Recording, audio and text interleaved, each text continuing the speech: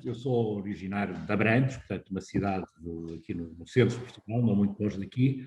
Sempre fui um apaixonado por ciência, sempre fui um bocadinho, porque sempre gostei muito de ciência, matemática, física em geral, sempre fui muito curioso e a minha, se calhar, maior paixão era perceber como é que as coisas eram feitas, como é que funcionava, como é que o universo funcionava. E nesse aspecto eu achei que devia seguir um curso de física. Entretanto, em Portugal houve alguns problemas depois do 25 de Abril com as universidades aqui e eu acabei, quer dizer, até estudei muito para poder entrar numa universidade suíça, a Escola Politécnica de Lausanne, e na Politécnica de Lausanne eu fiz física, dentro da física eu fui fazendo física teórica, dentro de física teórica física quântica, e portanto passei algum tempo em departamentos de física teórica, um bocadinho como um nerd, a resolver teoricamente integrais, fechado entre quatro paredes, e integrais não se podia resolver com teoremas matemáticos, portanto, lidar com infinitos, essas coisas que são relativamente engraçadas, e sempre tentei ter uma carreira académica. Portanto, era isso o que eu queria, tentar perceber o mundo. Eu devo dizer que tive aqui no final, depois no final do meu curso, era muito, não sei se posso ser um nerd muito inocente e não sei, eu queria trabalhar com um professor com quem tinha estado a trabalhar, ele ia para um ano sabático para os Estados Unidos, portanto eu queria segui-lo, porque achei que era a pessoa que queria, na área da física teórica, no mundo, a pessoa com quem queria, mas eu tinha um problema, é que não tinha a situação militar resolvida em Portugal, portanto, por causa desse problema, pedi para ser incorporado imediatamente para tentar resolver a situação e, apesar dos pedidos todos, não me disseram nada durante algum tempo e eu fiquei aqui num limbo entre duas coisas e aí o presidente do Conselho de Administração da Renova, na altura, convidou-me para trabalhar na Renova como engenheiro. Pronto, alguma pressão familiar. Eu sempre achei que não tinha jeito nenhum para trabalhar com pessoas, não tinha jeito nenhum de engenharia, enfim, porque é diferente estar com um lápis e um papel na frente ou ter uma máquina que não funciona em frente, mas achei que era uma experiência engraçada e que se não a fizesse agora também nunca mais a fazia. E fiz essa experiência um bocadinho esperando fosse uma experiência Bom, ela foi-se prolongando um bocadinho, a minha situação militar teve 2 anos para ser resolvida entretanto, eu descobri uma coisa, que se calhar a coisa que eu mais gosto é trabalhar com pessoas.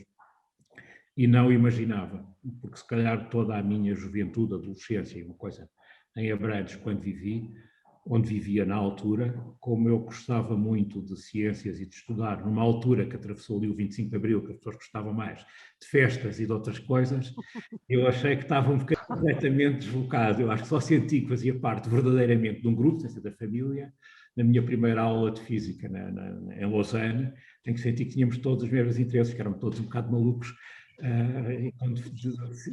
com discussões infindáveis sobre uma coisa qualquer, de um átomo ou de uma coisa qualquer, e pronto, portanto foi uma descoberta de trabalhar com pessoas e de começar a trabalhar com pessoas, até embora eu começasse aqui como engenheiro, mas numa altura, se calhar, aquilo que mais achei, aquilo onde foi montar um sistema de qualidade, primeiro. De repente eu tinha um laboratório para mim, com muito pouca gente a formar e tal, mas tinha um laboratório que achei engraçado. Eu entrei na Renova através da qualidade, um sistema que montei todo.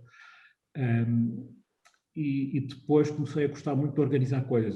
Eu gosto muito de organizar coisas, gosto muito numa altura em que a Renova estava em um enorme crescimento e em vez da gestão que pedia normalmente mais pessoas, eu comecei um bocadinho a organizar e a descobrir, se calhar, a gestão, aquilo que é o beabá da gestão, mas que eu não tinha feito nenhum curso de gestão, descobri-lo no dia-a-dia e a fazê-lo no dia-a-dia foram-me dando mais responsabilidades aqui dentro um bocadinho, sem eu dar por isso.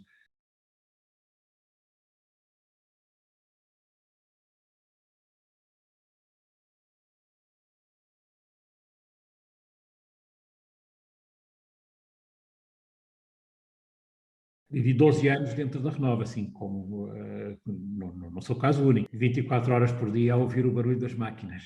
Exatamente, portanto, isso Quando parava uma máquina, eu acordava porque deixava ter o barulho de fundo e começava a ouvir as pessoas a falarem. Então havia uma coisa qualquer, porque estão parados?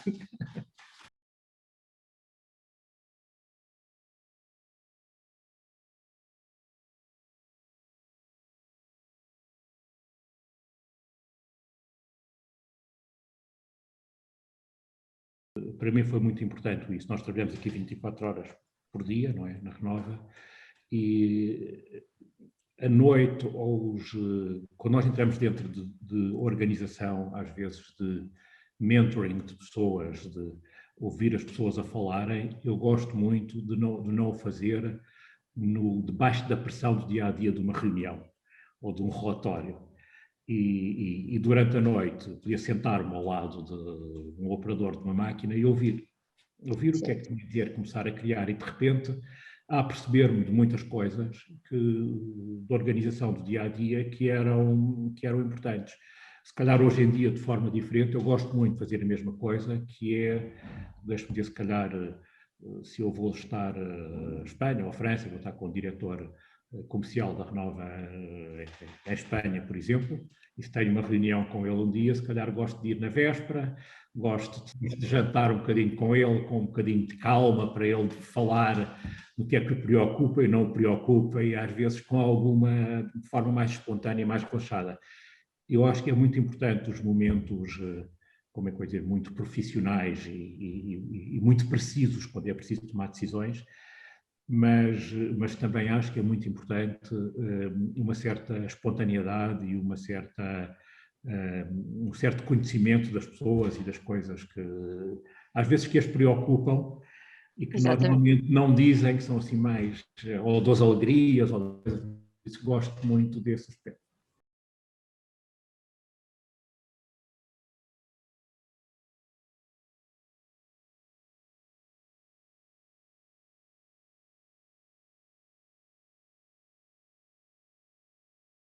Não consigo e falta-me imenso, e para mim, eu acho que todo o teletrabalho funcionou lindamente, todos os aspectos funcionaram muito bem e todas as reuniões que são eu diria, para resolver coisas muito claras, é muito bom, até são mais rápidas, funciona tudo muito bem, mas este outro aspecto que tem a ver com as relações... O lado humano. Para mim, faltou. E a inovação da Renova, a gênese de ideias novas, está muito ligada com o que eu chamo de interferências entre o nosso próprio espaço, que é construído nessas interferências. E isso é algo que tem faltado, como as viagens. Das piores vezes sou capaz, nós viajamos muito, eu gosto muito, às vezes, deixe-me dizer, pegar num colaborador e dizer, ir a 3 capitais aí no mundo, num sítio qualquer, ir visitar supermercados, hipermercados, lojas diferentes, coisas diferentes, e ver um bocadinho e falar sobre o futuro, sobre o que é que nós vemos diferentes, quais são as maneiras diferentes de abordar os cidadãos, essa coisa. Isso está-me a faltar imenso. Sinto uma certa insegurança de de me escapar qualquer coisa, porque ver sites ou estar a ver uma coisa, é verdade que eu hoje em dia, se calhar, eu aprendi muito em livros, na minha infância em Abrantes, que não se viajava na altura, aprendi muito a ler, isto muito com muita brincadeira, até citando a Marie Yourcenar, que diz que aprendeu, põe nas bocas do Adriano, nas memórias do Adriano, que a formação dele foram os livros, a observação dos outros e a observação de si próprio, dizendo que a mais rica foi a terceira, a observação de si próprio. A diferença entre o Adriano, para mim, para a minha infância, que foi 2000 anos, é que eu tinha 2 canais de televisão a preto e branco, que ele não tinha, mas de resto eu acho que foi os livros, a observação dos outros e a observação de mim próprio, os 2 canais de televisão. Bom, estou aqui nos livros a pôr a escola, mas hoje em dia a minha curiosidade não é tanto nos clássicos que li e que aprendi muito, mas é muito nas redes sociais das pessoas novas. Portanto, estou perfeitamente fascinado por estar a ver os Instagrams, agora o TikTok. Gente nova, não é nada ao meu mundo, é uma maneira de comunicar completamente diferente, isso fascina-me, porque é uma aprendizagem completamente diferente daquilo que é a minha vida, de que eu estou habituado. E essa descoberta de uma coisa nova, do mundo novo, é uma coisa que me fascina de maneira impressionante. E é extremamente importante. Nós por exemplo, na China, deixe-me dar aqui um exemplo, nós na China, começámos há pouco tempo a vender na China, de maneira mais profissional, com 3 lojas, uma no Alibaba, outra no JD, portanto, só de forma na internet e outra num cliente inland. Portanto, são 3 lojas da Renova.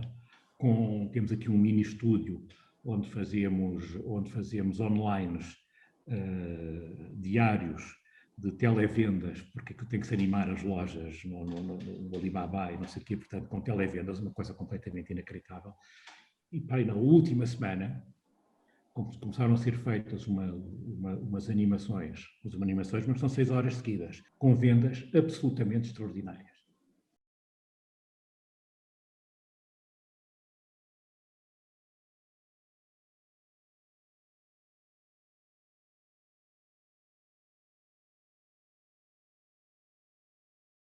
Olha, Como é que eu às vezes até tenho escrito no meu, até tenho escrito aqui no meu quadro, uma coisa que eu acho muito interessante, porque às vezes diz-se às pessoas para seguirem os sonhos, sigam os seus sonhos, não sei o quê, que é uma coisa que eu não gosto muito, porque os sonhos podem ser completamente inatingíveis. Eu podia gostar de ser astronauta, nunca poderia ser astronauta nascido em Abrantes em 1962, alguma coisa assim. Não podia ser nunca astronauta. Mas seguir a curiosidade, sim. Portanto, às vezes as pessoas novas sigam as curiosidades, tenham prazer em seguir as curiosidades, em alimentar a própria curiosidade. Portanto, eu acho que a inovação, em geral, tem muito a ver com com curiosidade? curiosidade, ser curioso sobre as coisas. Não aceitar como é perceber mais, tentar perceber como é que funcionam. E para mim é uma fonte de prazer. Mesmo aprender coisas novas é uma fonte de prazer, ter ideias novas, coisas novas, ver coisas novas. TikTok, meio a dançarem naquilo que é uma coisa tão estranha e como é que funciona tão bem, como é que pode influenciar tantas pessoas, eu acho que é uma coisa apaixonante. Eu Sem gostava dúvida. de ler os gráficos, estava a ler os clássicos e estava a ler Shakespeare e a achar que aprendia tudo a ler Shakespeare, ou não sei, ou Eurípides.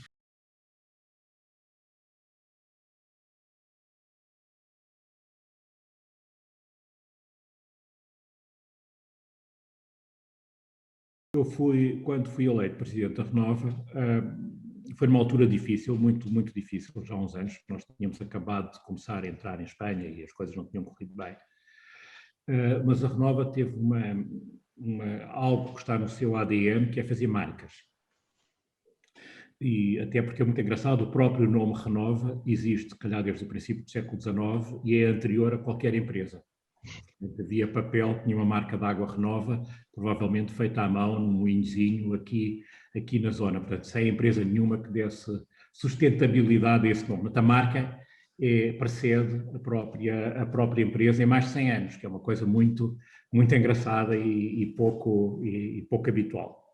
E nós sempre quisemos fazer a nossa própria marca, pela estrutura da nossa dimensão, pela dimensão do mercado português, que é muito pequeno, e muito concentrado do ponto de vista dos nossos clientes, nós achámos que fazer a marca dos clientes, as marcas brancas, que é uma maneira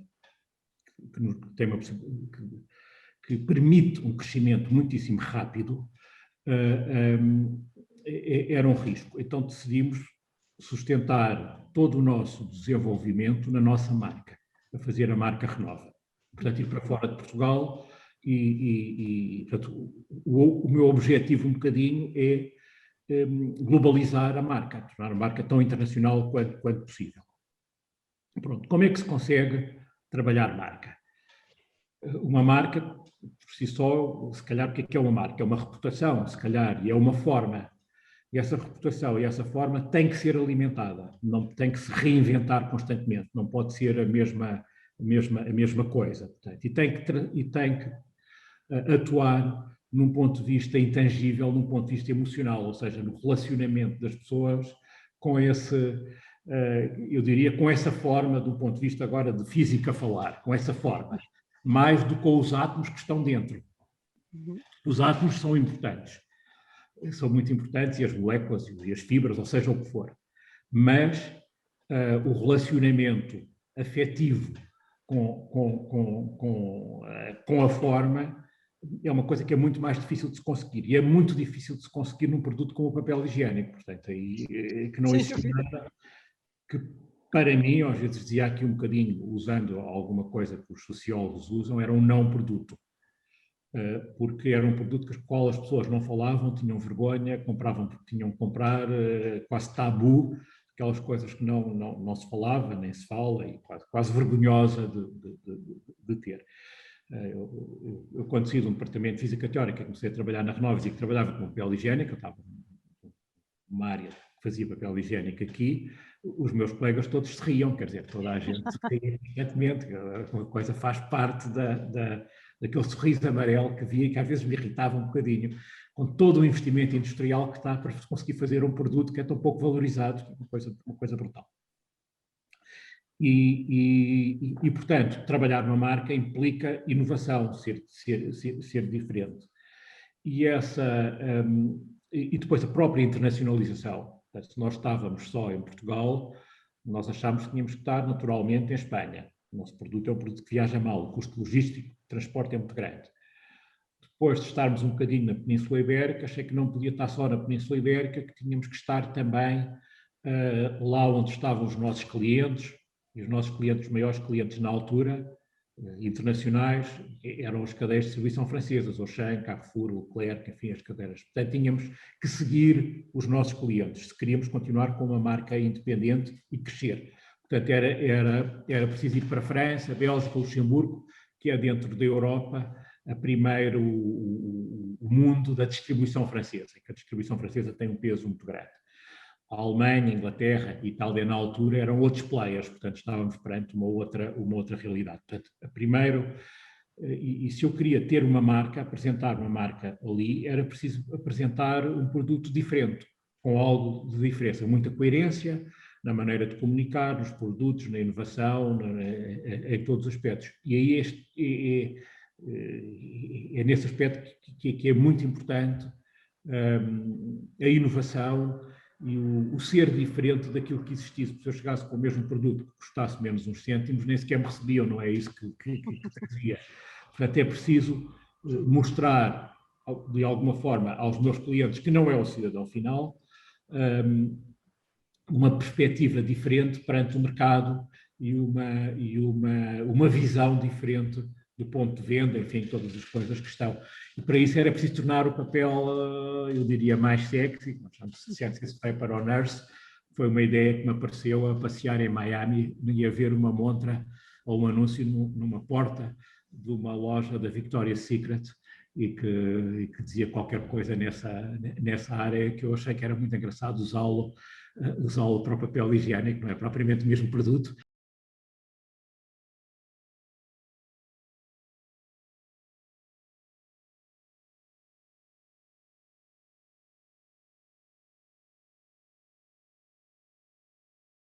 É uma história engraçada, porque eu não sei muito bem onde é que ela começa. Começa um bocadinho para trás. Mas, a uma certa altura, convidaram para ir falar a Harvard e de uma associação dos pós-graduados portugueses nos Estados Unidos, uma coisa que se chama PAPS, se eu não me engano, que algumas pessoas que estão aqui conhecem, e um encontro anual, e falar sobre inovação, não sei o quê. Depois combinei com o nosso diretor de marketing, encontrar-me com ele em Las Vegas.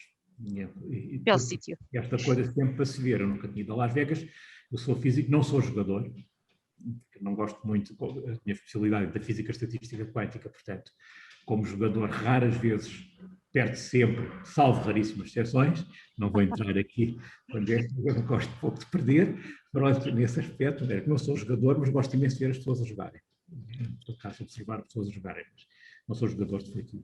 E fomos a Vegas. Porquê é que fomos a Vegas? Porque eu tinha lido um livro que se chamava, um professor espanhol que se chamava Capitalismo de Ficção, em que dava como paradigma Las Vegas como uma cidade que existe no meio do deserto, praticamente, sem nada, onde as pessoas vão jogar, gastar dinheiro, ver espetáculos, coisas todas. Casar. Vêm de lá cantar, vêm de lá contentes, vão lá gastar dinheiro, vêm de lá contentes, e que é o paradigma da ficção. Tudo é fake, tudo é ficcionado. Uma pessoa entra no Venetian e anda 24 horas às 6 da tarde em Veneza, nos canais ou numa coisa qualquer. Pronto, se calhar agora Macau também é um bocadinho assim, não sei. Mas Vegas tem uma outra coisa que eu achei extremamente interessante, é que está inteiramente vocacionada para o serviço, para o cliente, para fazer as pessoas, para vender. Para fazer vender as coisas. Praticamente todas as minhas equipas de vendas já foram, quando tem um ano bom, gosto de Las Vegas, para perceberem um bocadinho o que é este foco no cliente e em satisfazer o cliente, pronto, na melhor maneira possível, que é uma coisa muito engraçada. Por exemplo, eu acho, muitas vezes em Portugal falha muito no turismo aqui. Agora, infelizmente não temos muito, mas falhava um bocadinho esse serviço. O oposto de França, o empregado de França gosta de dizer que não no café. O prazer é dizer que não tem, não posso, não tenho, a cozinha está fechada.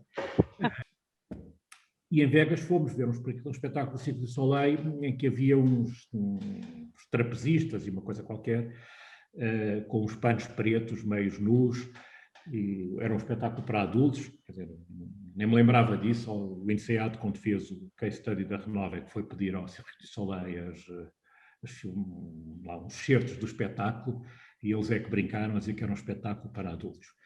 E aqueles panos pretos e os corpos tinham muito a ver com uma campanha de publicidade que nós tínhamos acabado de fazer, que tinha a ver também com pele, que nós queríamos era dizer que nossos produtos eram bons para a pele, e que também eram 2 corpos, uma campanha que foi muito, muito polémica, 2 corpos, um casal, e havia papel higiênico branco.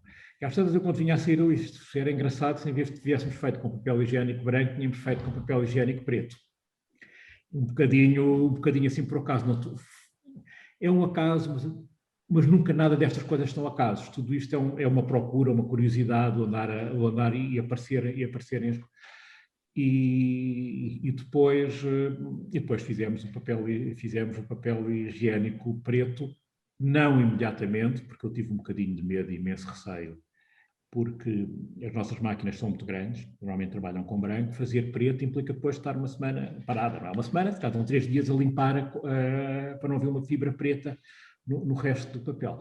Quando uma indústria capital intensiva, que trabalha 24 horas por dia, 7 dias sobre 7, o pecado mortal é parar 5 minutos. Para os operadores na máquina. Agora dizem, olha, aqui o nosso presidente mandou fazer isto, agora estamos aqui 2 dias. Está louco. Uma coisa, quase, com alguma razão. E eu próprio me autocensurei. Estava a autocensurar uma coisa, depois fez-se, e também isso é outra história, que não vou contar aqui, senão para não demorar muito, acabei por dizer que se fazia. E depois houve uma agência de tendências, chama-se Nelly Rodi, francesa, que naquele ano, no Salão Maison et Objet em Paris, diria como tendências o preto e o dourado, tinha um smart dourado e não sei o quê. Depois nós tínhamos a mesma empresa de comunicações, a empresa de comunicações sabia que tinha feito o preto, e falou-lhe e pediu-nos para ter um protótipo de papel higiênico preto, nem era a embalagem final, era um protótipo. E, contrariamente àquilo que era habitual, depois de ter lançado, não sei, centenas de papel higiênico para conseguir que um jornalista se interessasse por papel higiênico e falar, era preciso não sei o quê, deixar crescer o cabelo e fazer não sei o quê, o papel higiênico preto saltou para os jornais no mundo inteiro, sem fazer nada, portanto, com uma maneira um pouco estranha. E eu acho que mudou a percepção do produto. Eu costumo dizer, reinventámos um produto, porque passou a ser um objeto e não só um produto, passou a ser um objeto de decoração, qualquer coisa. Portanto, a relação das pessoas com o produto mudou e passou a haver algum aspecto emocional. Pode ser eu detesto, é a coisa mais estúpida, ou pode ser eu gosto muito porque acabei na minha casa de banho. Portanto, e esse aspecto foi muito importante e foi o que nos trouxe legitimidade no negócio. A partir daí, depois apareceram as cores. A partir daí, se eu chego, como desta brincadeira, se eu chego à Coreia para apresentar um potencial cliente, não sei o que, olha, nós somos o papel higiênico preto. E de repente há aqui uma legitimidade, negócio que não é preciso dizer nada. Eu antigamente tinha uma enorme dificuldade, somos uma empresa portuguesa, isto não sei quanto, fazemos muito, somos líderes, não sei o quê, mas é diferente do marco que nos pôs, de alguma forma, no marco na indústria, e que nos deu legitimidade na indústria.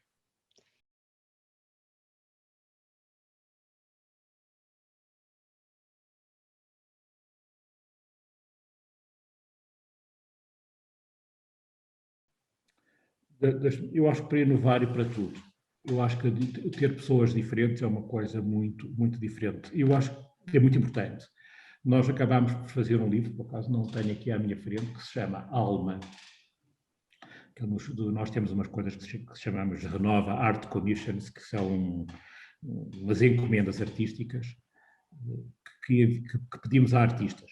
Efetivamente, aqui durante a pandemia, encomendámos um balé fizemos um concurso para ter um balé que se chamava Renova. Quando eu digo um concurso para um balé, era uma coreografia e uma música original, e gostámos tanto das apostas que apareceram que acabámos por comprar 3. De maneira que temos um Opus 1, Opus 2, Opus 3, Renova, e foi tão engraçado que eu fiz até arranjar alguém. Pronto, mas isso é as nossas comissões. E fizemos uma, em fotografia, penso que foi a última, que chamámos Alma, que para mim era uma homenagem às pessoas que fazem a Renova no dia-a-dia e que fizeram a Renova no dia-a-dia, a partir de 20 pessoas, e que tem a ver com... As pessoas aceitaram ser fotografadas a preto e branco, com fotografias, são retratos muito grandes, e partilharem a sua paixão. Fora da Renova. Não há uma única coisa da Renova. E aquilo que eu acho muito interessante é que as pessoas não são números, nem máquinas, são pessoas. E muitas vezes nós estamos aqui todos os dias e só conhecemos a pessoa, porque não conhecemos nada da vida dela. Eu não quis ter quadros, quis ter só operadores. E temos operadores, não sei, que podem gostar de cantar fado, ou que podem gostar de fazer barcos em madeira de não sei o quê enormes, ou que podem gostar, não sei, de paintball, ou não sei o quê, ou um que apareceu a dizer que gostava imenso do filho, de passar imenso tempo com o filho. Portanto, são fotografados nas suas paixões fora da Renova. Eu acho que cada vez... E, portanto, isto é um bocadinho nosso. Eu acho que antigamente, que está nos anos 80, 90, havia uma coisa das empresas se fecharem, a empresa ter uma equipa de futebol. Eu acho que isso não faz sentido. E não faz sentido porquê?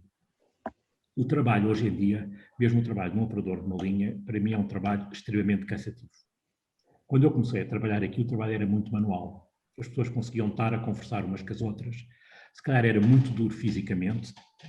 As pessoas não precisavam de ir ao ginásio, porque quando trabalhavam tinham que exercitar os músculos, mas enquanto estavam a fazer isso até podiam estar a falar, a pensar noutras coisas. A maior parte dos operadores da Renova e das pessoas têm um computador ou 2 ou 3 na frente, quem quer que seja, e têm que estar a tomar dezenas de decisões por hora, se calhar mais do que antigamente tomavam numa vida inteira. Em qualquer área, pode ser áreas de vendas, disto, quer que seja, um operador está a monitorizar as coisas e tem que estar atento a não sei quantas coisas. Se calhar o trabalho físico é muito menos cansativo, mas depois de estar assim 8 horas, 7, 6, o que for, há um cansaço muito grande. E eu acho que a estabilidade das pessoas e o equilíbrio das pessoas só se consegue se as pessoas depois, quando vão para casa, conseguirem desligar. E eu sou tão mais rico do ponto de vista de inovação daquilo, quanto mais interesses as pessoas tenham diferentes, de ter pessoas diferentes e com interesses muito, muito diferentes. A Renova só ganha com isso. Portanto, o fechar as pessoas, o ter as pessoas sempre juntas, não sei o quê, eu acho que cria um desequilíbrio na vida das pessoas em relação à empresa. Bem, basta já o trabalho, que é um trabalho que implica, às vezes, estar fora de horas a fazer tanta coisa, porque há pratos para cumprir, porque há coisas que tudo o que eu gosto, tudo o que gostava aqui é que as pessoas sejam tão diversas, tenham paixões diferentes, que tenham paixões, que sigam curiosidades e muito diferentes. Eu gosto muito de celebrar essa diferença das pessoas nas suas vidas, porque são pessoas, não são máquinas. Uma máquina não é assim, mas a diferença na pessoa é exatamente que aquilo que está ali à minha frente é algo pronto, que é vivo, que pensa, que tem relações, e as relações todas de cada uma das pessoas é uma riqueza enorme para nós. Portanto, ter a diversidade nas idades, nos géneros, no que seja, nas pessoas, para mim é muito, muito, muito, nas paixões, é muito diferente. Quanto mais diferentes, melhor. Ter soldadinhos todos iguais a qualquer coisa é uma coisa que eu acho que não funciona hoje em dia. Se calhar no passado pode ter funcionado, mas isto não é os militares, não é? E mesmo assim também já não sei se não é um bocadinho diferente, porque aquelas, se calhar, infantarias que havia antigamente, mas já não existem. Portanto, é um bocado toda a diversidade nessa área. Mas temos alguma coisa engraçada, sei lá, a maioria descobri sem darmos por isso, que a maioria dos quadros intermédios da Renova na produção são mulheres, são engenheiras. Tanto que eu acho que o último que foi promovido foi um bocadinho por cota para homens, porque a nível de chefias de produção são mulheres. Posso ter alguma explicação aí, mas eu acho que há alguma maturidade, se calhar, feminina, de um ponto de vista de acabadas depois dos cursos, e uma capacidade muito grande de gerir. Eu acho Muito bom. que calhar mais cedo, não sei.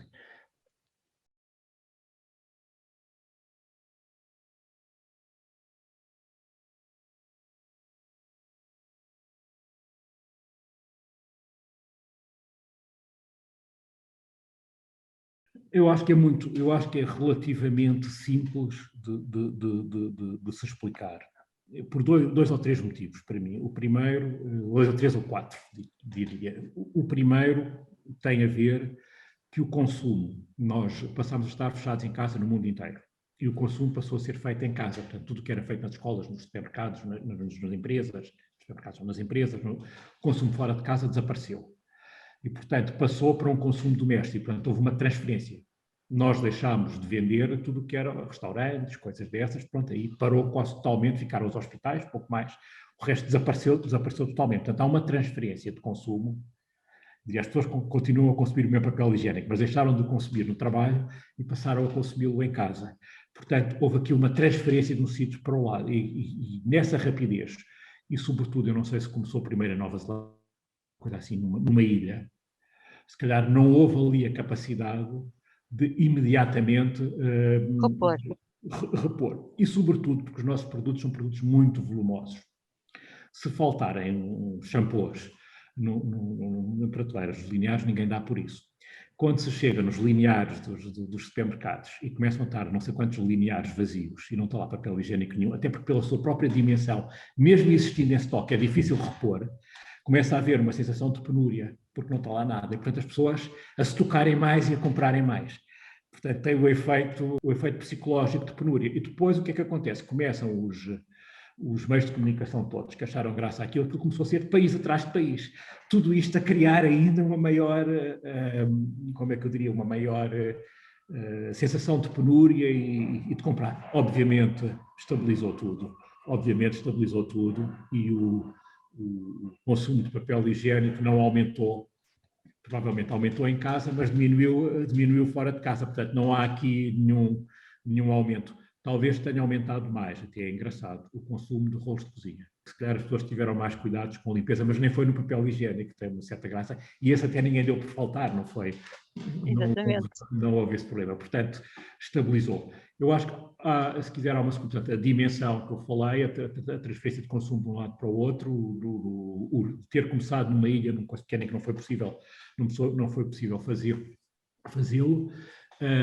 Depois, quando há estas coisas, são todos como é que eu dizer, os nossos clientes de distribuição começaram todos a querer comprar mais com medo que faltasse. Depois, de repente, os estoques também aumentaram em toda a rede de abastecimento, os estoques aumentaram. Depois, também li uma coisa engraçada de um financeiro do professor do IMED que dizia que achava absolutamente normal que se comprasse papel higiênico mais, porque é um produto que não é perecível, não se estraga. Portanto, o facto de comprar mais dá uma sensação de, como não há inflação, a taxa de juros está baixa, portanto, dá uma sensação de estarmos a fazer alguma coisa para a pandemia, a lutar contra ela, de uma coisa que não tinha custos, que não se estragava, que não há, portanto, é racional, portanto, é uma coisa meio racional.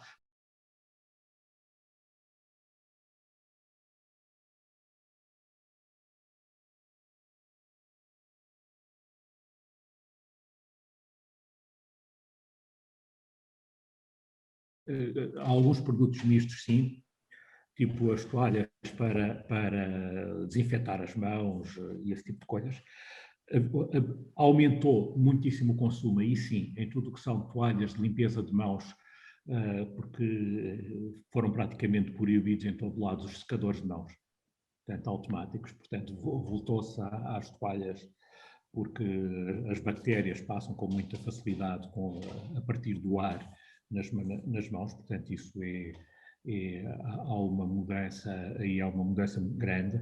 Há, assim, umas coisas, nós aqui, deixe-me dizer, se calhar a Renova há 20 anos, fez uns rolos de cozinha que se chamava antibacterial, pronto, que tinha uma limpeza, pronto. Nesta altura nós não quisemos refazê-los, porque a proteção é mínima, ou quase nenhuma, e portanto quando estava a fazer isso podia estar a enganar as pessoas. Há quem tenha feito umas coisas assim que me deixa um bocadinho... Chateado. Porque uma coisa... Não, chateado não, nada, porque não, ao contrário, porque eu acho que é giro no meio geral. Quando nós estamos perante uma pandemia, temos que ter muito cuidado com aquilo que andamos a dizer. Pronto, quando não havia pandemia, quando não havia nada, era uma coisa, limpava um bocadinho melhor as toalhas, pronto. Ou não deixava dentro do papel que se desenvolvessem tantas bactérias. Mas daí... as pessoas não sabem o que é uma bactéria, não sabem o que é um vírus, não sabem o que é não sei o quê, de repente podem estar completamente a jogar, a fazer uma coisa e tem outra. Isso é uma coisa que a mim me assusta. Mas tirando assim estes aspectos, eu acho que não há assim grandes mudanças, estamos sempre à procura de coisas novas.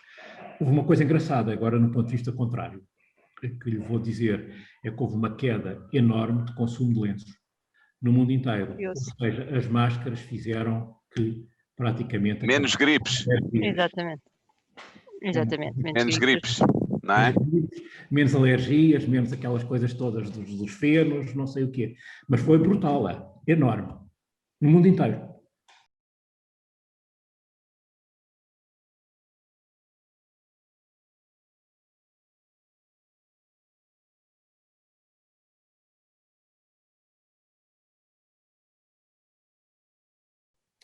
Inovação, uma ideia original é uma coisa extremamente rara.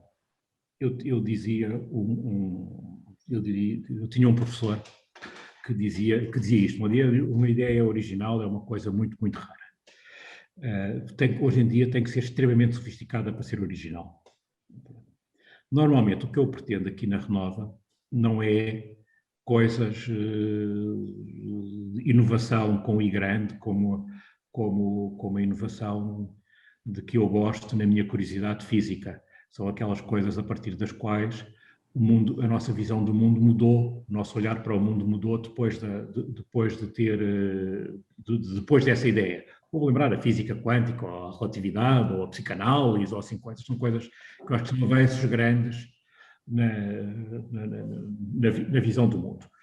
E, infelizmente ou felizmente, não é isso que eu quero aqui. O que eu quero aqui, um bocadinho dentro da inovação da Renova, é muito simples e eu resumiria desta forma.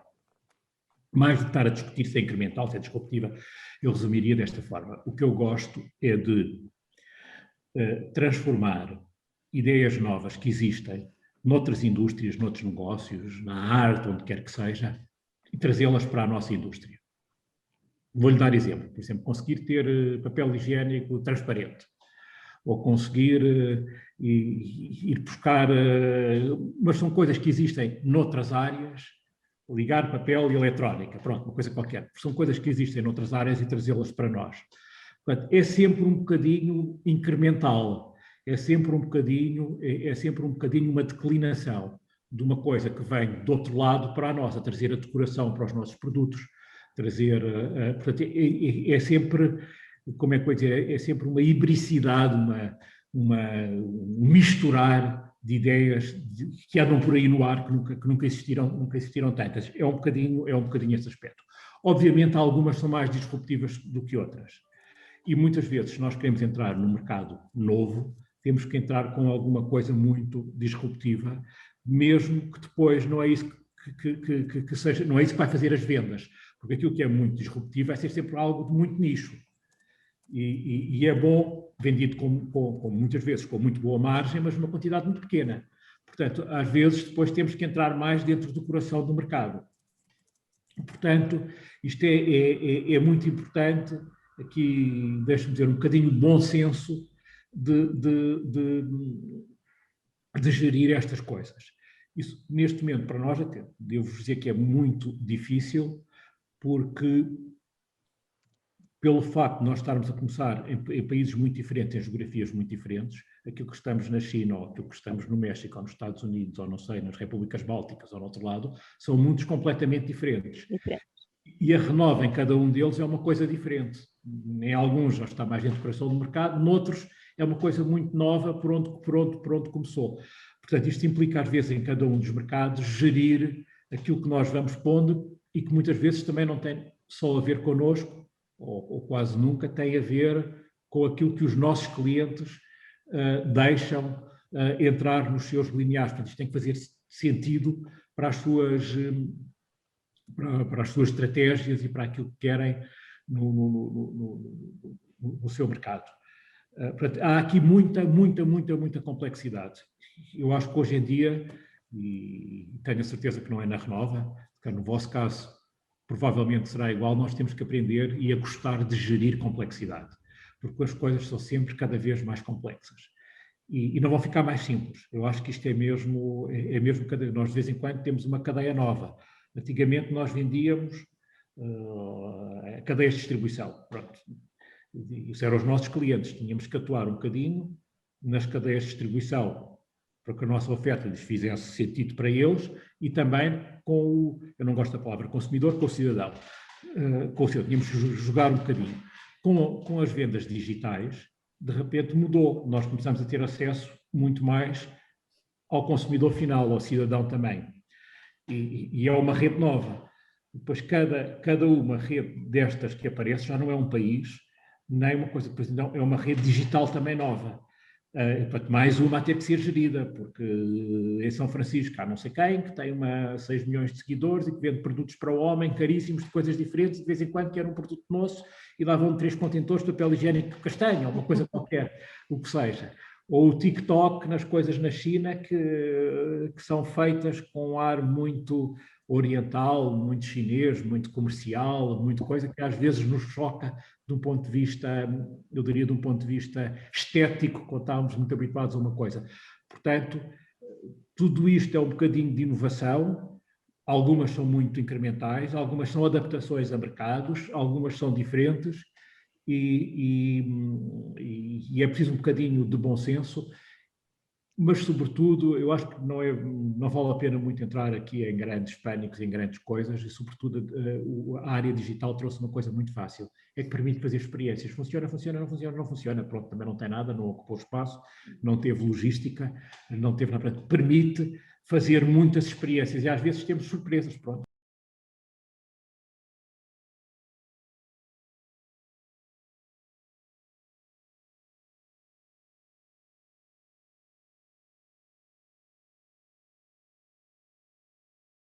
Demoraria um bocadinho para falar porque é um assunto que me apaixona e isso é uma grande, como é que eu diria, se nós não estamos aí hoje em dia vamos estar mortos, pronto, é um caminho no qual nunca se chega ao fim. Costumo dizer aqui não é brincadeira, é uma via e temos que continuar constantemente, o planeta é só este, pronto. Se calhar nós há muitos, os nossos produtos, a maioria deles, papel higiênico, por exemplo, não é reutilizável, portanto faz sentido usar fibras para o fazer, que é a maior quantidade de átomos que nós usamos de recursos, são fibras de celulose que já tiveram outra vida, uma vez que a seguir já não vão poder ter mais, portanto utilizar papel reciclado é uma coisa importante, é uma guerra nossa que fazemos desde os anos 80 e de fazê-lo com qualidade, com muito pouco sucesso, porque muitas vezes as pessoas tinham na cabeça a ideia ligado papel reciclado é papel que não presta. Pronto. Mas isto é um aspecto, eu estaria aqui horas a falar sobre as embalagens em papel, sobre os projetos todos que temos de mudar do plástico para o papel, do reutilizar primeiro antes da coisa, é a energia, todos os aspectos de energia aqui dentro. Portanto, a Renova está a acompanhar esse processo. Está a acompanhar e tem que acompanhar e é uma questão. Só por um bocadinho, deixe-me ter um bocadinho de brincadeira, né, para os que não conhecem os nossos espaços aqui, nós tentamos usar aqui em Torres Novas e em Paris também, também em Vichy, mesmo naquilo que construímos, espaços muito minimalistas. Ou seja, usando o mínimo possível de recursos e reutilizando tudo o que é possível. Ainda agora fizemos umas salas novas aqui que chamamos aula para formação e para uma coisa que eu acho que são muito engraçadas. Se calhar parece um loft em Nova Iorque, é uma antiga oficina em que ficaram as forjas, tudo o que existia Mas eu acho que toda essa reutilização, que é a primeira coisa aqui, a energia, que é um aspecto importantíssimo, a água, nós temos, sei lá, temos a água que existe nas casas de banho, nas coisas, não é água potável, portanto, separar a água potável da água que é usada para outros fins. E, portanto, há tudo isto eu acho que não tem fim. Pronto, podemos sempre ir melhorando, e está muito longe de estar bem, seja do ponto de vista da tecnologia, seja do ponto de vista... Mas eu gosto muito do aspecto humano e do testemunho da maneira como nós vivemos no dia a dia aqui. Portanto, esse aspecto é um aspecto que eu acho muito, muito interessante, porque não é só conversa.